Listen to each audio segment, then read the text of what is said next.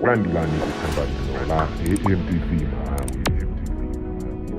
mafumu akuluakulu a mtundu wa achewa lero apereka masiku 3 kuyambira lero kuti mtsogoleri wa chipani cha Alliance for Democracy AFDE Enock Chihana apepese pa nyozo omwe adapaka achewa apo ayi achewawo apanga njira zawo.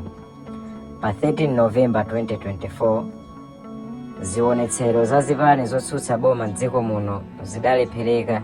Zipanizo zidapangisa msonkhano wa atolankhani kulikulu la AFDE komwe achihana adanena kuti chimashini cha Smartmatic mudzikavoterana kudambwe komweko.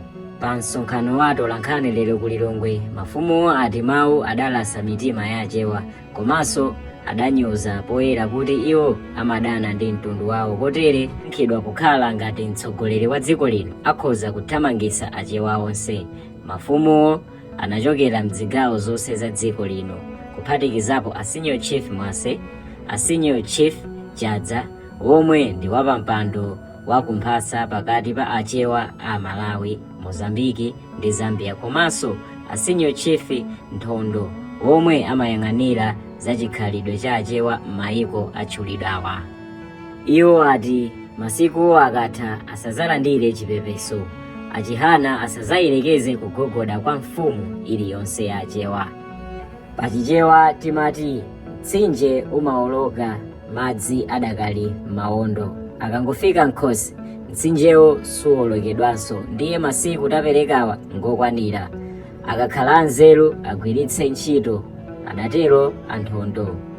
Wapampando wa achewa Heritage Foundation a Stanley Kaira omwe adatsogolera msonkhanowu ndi akuluakulu ena adati nkulakwa kulowetsa gule wamkulu pandale chifukwa ichi nchikhalidwe ndipo sichiyimira mbali iliyonse ya ndale.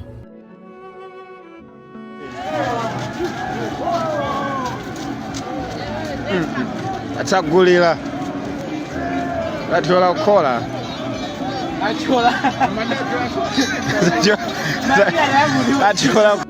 Chonde Nepeli kupanga subscribe.